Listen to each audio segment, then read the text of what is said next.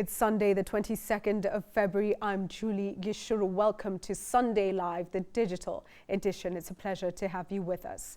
Riots erupted at Moi University's main campus in Eldoret today as students protested the rape and murder of a female student. The body of the student, identified as Charity Maina, was found dumped near a private hostel where many other students reside for lack of accommodation within the campus. A vehicle belonging to police was torched as students engaged officers over the incident that once again puts into question the safety of learners who are forced to reside outside campus. They went on a rampage, engaging police in running battles, accusing them of doing little to protect them.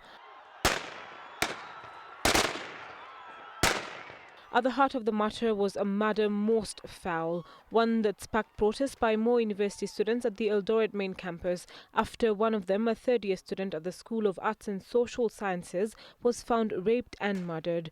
When they found her, Charity Maina's body lay lifeless and bruised near a private hostel, her books beside her. It is believed that she was headed to the hostel from the library when she was accosted, raped and murdered. And so, for the better part of the day, the students staged demonstrations, setting a police vehicle on fire, and they remain unapologetic about their actions. The police, we didn't have grudges with them, but when walikuja, wakaanza kutugombana, so we could not keep quiet because, you know, we are intellectuals. So we were sorting to ways in which we could calm them down, and that is what we did. Well, we didn't react aggressively, but we taught them on how to deal with the comrades. The police is just a kilometer away, not even a kilometer, meters away.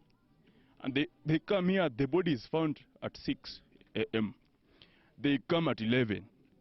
They go ahead and leave the body with the vehicle here. What do they expect? They abandoned our fence.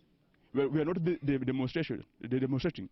The police were demonstrating with us and we were cooling them. The circumstances of the ghastly murder has yet again raised concern among the student population on the shortage of rooms in hostels on campus, forcing many more students to seek accommodation off campus. Accommodation is what is causing this. There are comrades who are very innocent. They are going to sleep away around 4 kilometers from the school where there is no security. This as police are yet to arrest the perpetrator behind the killing. Salim Bilu, Sunday Live.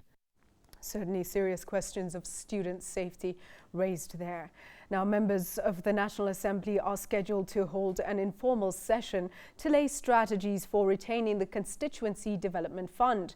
The lawmakers are also keen on amending the CDF Act after the fund was on Friday declared null by the High Court, which ruled it has no place in the 2010 Constitution. But as Francis Gashuri reports, the opposition chord wants MPs to support a referendum and change the Constitution through the insertion of clauses that would legitimize the kitty. Reality is now sinking on the members of the National Assembly after the High Court last Friday declared the Constituency Development Fund unconstitutional. A 3-judge bench in its ruling said the over 30 billion shillings disbursed annually to the constituencies ought to be channeled to the grassroots through the county governments in line with the devolved system of administration. It's a ruling that has jolted the lawmakers since it seeks to take away from their control funds that they have used to popularize themselves in their constituencies and as a campaign tool for those seeking re-election. Bila CDF hakuna Kenya. Na ile pesa pekee ambaye haiwezi kuporwa ni CDF. Ule mtu anataka kuchezea CDF ajue anataka kucheza na maisha ya watoto wetu, kwa sababu hiyo pesa ndio sisi hutumia hata kulipia hawa basari. The members of parliament now plan to go around the court ruling by flexing their legislative muscle. They are scheduled to meet on Tuesday in an informal session known as the Kamukunji to strategize on how to keep controlling the CDF billions, while some are pushing for amendments to key clauses in the CDF Act to align it to the Constitution. Some want the Constitution amended to entrench the constituency's kitty in the country's supreme law. Lakini madamu koti imetupatia nafasi siku 100 kuhakikisha tumekarabati ile katiba ili tuingie pale CDF irudi kwa mwananchi, tumesema tutakaa tuifanye kabla siku 100. But the opposition team CORD is keen on capitalizing on the MP's anxiety to boost its referendum push. CORD leader Raila Odinga seems to have beaten a retreat 24 hours after backing the High Court ruling declaring CDF unconstitutional. At the moment, you have quite a lot of confusion, where you have got the legislature, which is supposed to be oversighting, also doing executive work. Now you ask yourself, if they're doing executive work, who is then oversighting them in that regard?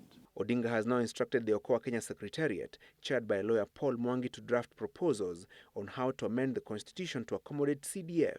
This with the hope that members of the National Assembly will buy into Okoa Kenya's referendum push. CORD has also reached out to members of the County Assembly by proposing to establish a ward development fund that will be controlled by the MCAs. The Okoa Kenya team is yet to publish its referendum draft bill, though it says it has collected over 1 million signatures of registered voters who are supporting the proposed amendments to the Constitution. Francis Gashuri, Sunday Live, online edition.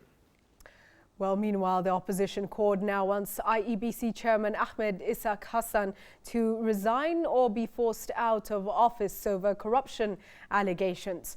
Speaking just days after Hassan was questioned over the Chicken Gate scandal, CORD leader Raila Odinga said the chairman could no longer be trusted to preside over the 2017 general election.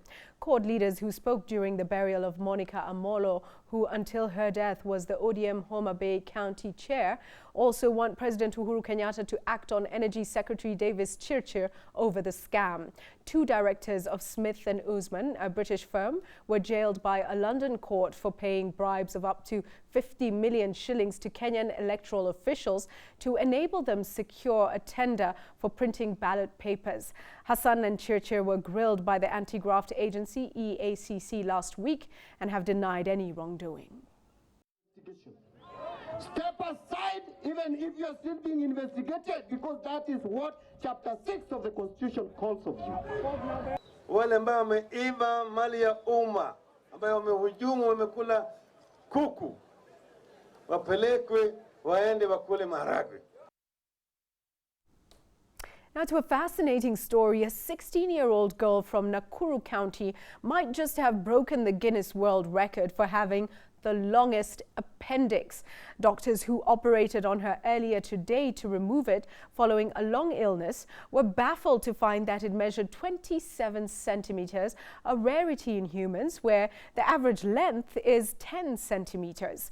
Winnie Njeri was admitted to Mediheal Hospital complaining of a headache, vomiting and fever, and was diagnosed with a condition medically known as appendicitis. Doctors have preserved the specimen for further scrutiny.